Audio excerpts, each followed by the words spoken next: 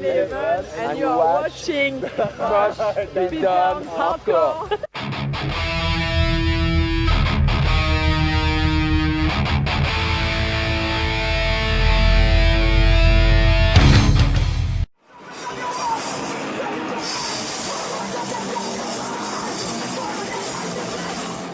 Great to see you again in Russia, and are you glad to return? Indeed, we're glad to return, otherwise we would not have come back. So it's always a pleasure to come to Russia, and yeah, tonight in Simply it's pretty cool. A lot of friends of us, and yeah, it's cool to play. It's also cool to meet old friends and new people as well, so like you. So thanks for having us.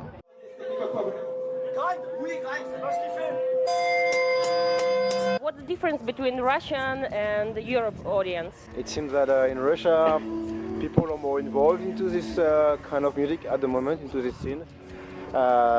Maybe because it's somehow not new, but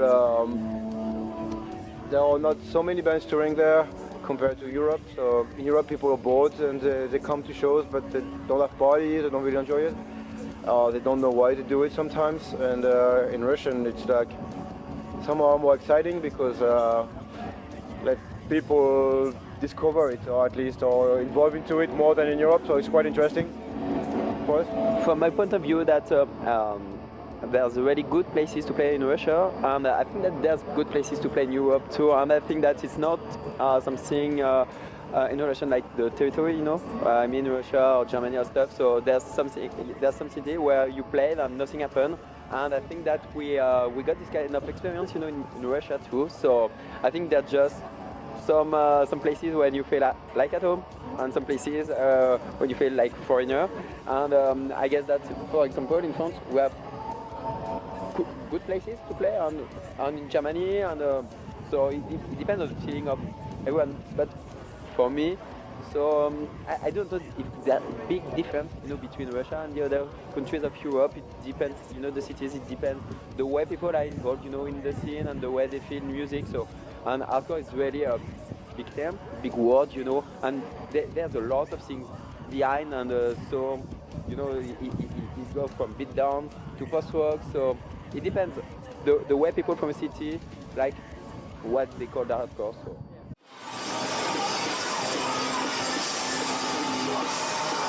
About the album, it's a rather interesting thing to make it something like a one big track. Why you decided to do this, and it's like just like a one long story or not? The fact is that I'm new in the band.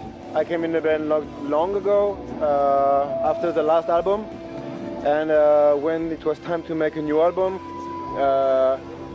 it was we had this idea how to make it together, because we have different backgrounds of music, and how can we make a new album different from the others, where everyone can have his part, take his part.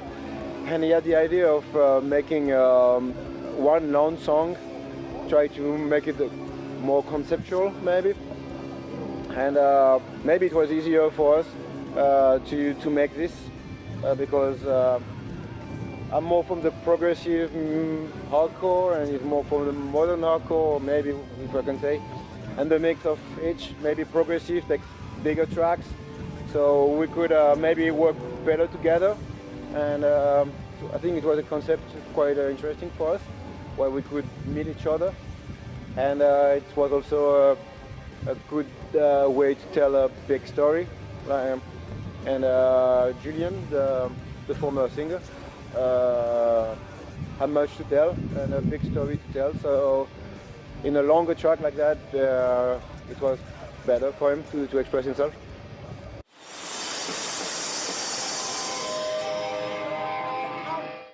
What motivates you to keep playing music?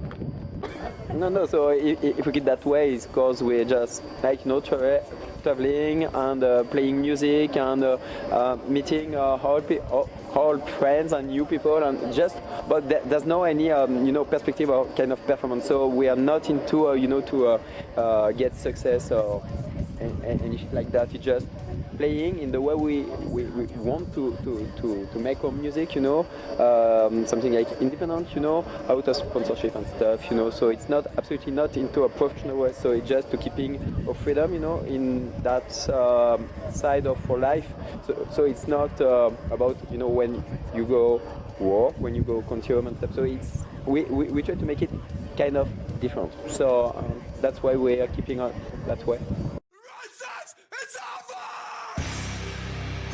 What do you think about the commercial bands, and in particular in hardcore scene, with big fields and technical riders for the for the fat sound?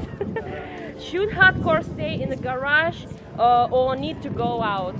I think the good question is not to know if we have to get more and more people. It's just about the way you get more and more people. If it's about just, you know, playing the game, as some you know, mainstream band are doing, so I do not, from my point of view, I don't get the sense of that way. So I think the hardcore can provide something different. So you can touch many people without making it a professional band or mainstream band, without playing the game, you know, of shit like MTV or stuff, or, you know, kind of sponsorship, you know, is back and everything that can have in mind about this question. And so I think it's not okay. So we have to stay into a garage or playing in a stadium. In a stadium, it's just the way you're gonna do it. So I think that's the most important.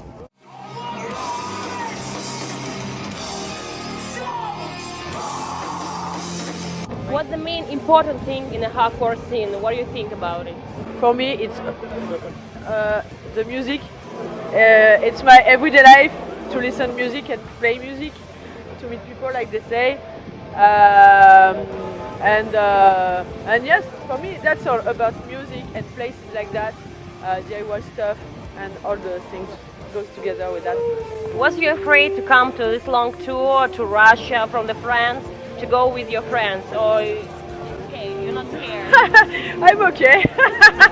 No, I think it's okay because I mean, like I think that in the whole world, maybe people who is involved in hardcore stuff are not the same, but have the same basics, and it's like that meeting friends everywhere. If you listen to the same kind of music, it's just like you think about the same stuff. So it's not like a foreign place, you know. I feel like home. So it's just about making things simple, you know. So I think that's the most important thing, you know. I do not like the word hardcore because it means a lot, everything and nothing in the same time. So maybe more independent music, alternative music, and just making things simple, you know. Not into getting any goals, you know, academic goals, or I don't know, you know, thinking about creative and stuff. Just making something like just for fun. So, and I think that it's very important, just for fun and for free. You know what I mean? Yeah. For me, it's quite similar. I love the music indeed, but I don't care if it's hardcore or not. I love to meet people and share ideas with them, and grew up from them and from what we see when we go abroad or in different cities. Even though you meet people, and it's always makes you richer in your mind. And this is something that really helps you to grow up, which I like, even if it's hardcore or not. But the way we do it in the hardcore scene is really interesting for that. And how will France change if Marine Le Pen become president? sure we tell. Yeah. And do you vote in an election, and why? From my point of view, so no, I absolutely no voting, because from my point of view, from extreme right wings, the middle left wings, it's pretty something the same. So, for example, you know, if you listen a kind of right-wing liberal people and from extreme right-wing, so the only difference is about the way they get they're involved into European Union. So, and it does not big differences, you know, inside the right wings and even in the middle and the, you know, what we're supposed to call left. So, for example, you know, during the 5 years, last 5 years, so it was a Socialist Party, you know, was leading which was leading the country, and it was the more repressive politic we have known since 15 years, 20 years. I don't know. So I think the last time I was involved, you know, in kind of big conflict, you know, with police, repressive police. It was in Nice when it was the G7, you know, and it was not the official movement, but with Blog and stuff, and it was really, really aggressive. So I think that the question is not if Marine Le Pen is taking the power. It's just about, okay, who are people behind the power? What's the common things between these people? Because they have more common things than there's differences.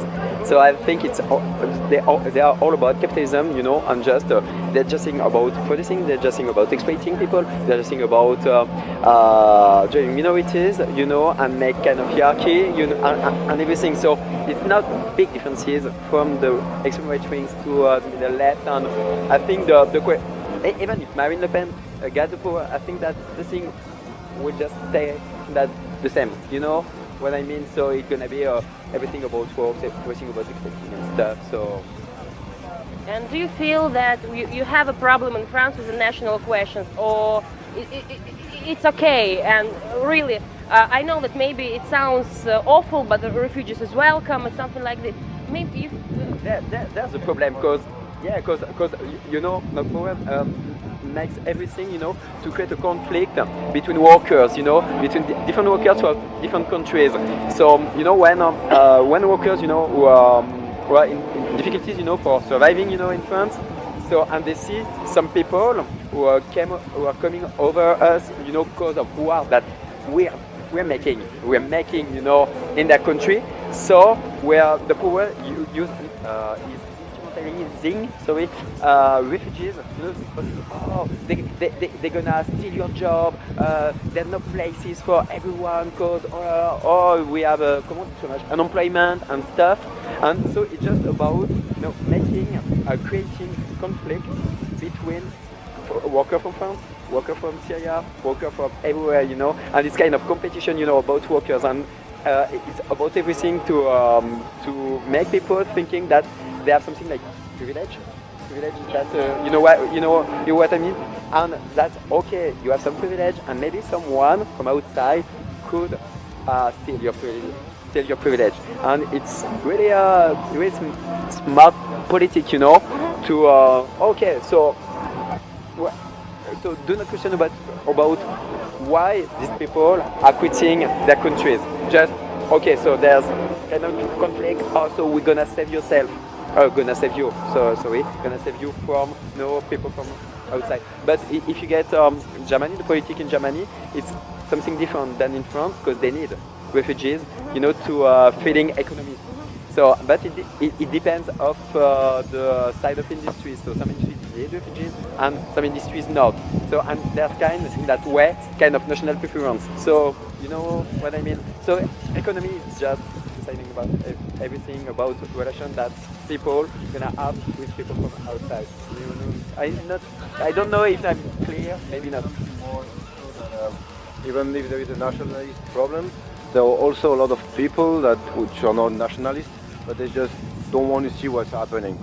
Just because we live in a system where you don't have a real impact. What you do in your life, you have representative people, take care of yourself.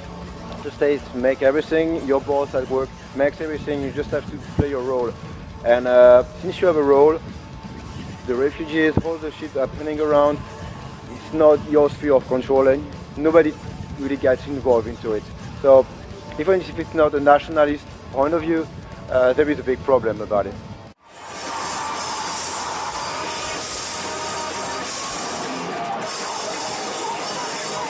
Can music change the world or not? From my point of view, absolutely not. But it can change my life. So, and it's just the beginning of something. So I guess that we cannot say that, oh, okay, yeah, music is gonna change when you cannot change by your own and at your own level. So I think we cannot say for everyone. So yeah, music gonna change you and your life and the world and stuff. But I think that's a medium, you know, to emancipate, to liberate, you know, in a side, at least to think. So. You're a very serious band with the tough and heavy lyrics, with the philosophical lyrics. But are you the same in the real life? Do you have fun? Do you have some funny stories maybe from touring, or you just oh man, what do you think about this book of the marks or something like this? Half and half. No, those guys are really funny in real life. They are not annoying. No. Okay. No, because you. Stupid as like everyone. And sometimes to time we talk seriously, but we like to laugh and talk shit like everyone. And so someone said that fuck your revolution if I can dance. So I think that making partying, you know, and living is a part of, you know, make your own little revolution. So.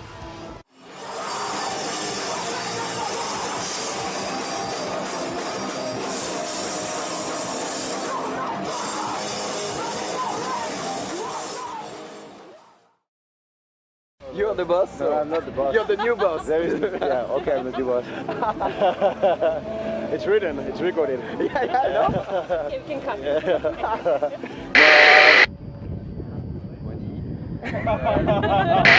Can you say some words from the audience in Russia which will be watch this video? Заебись.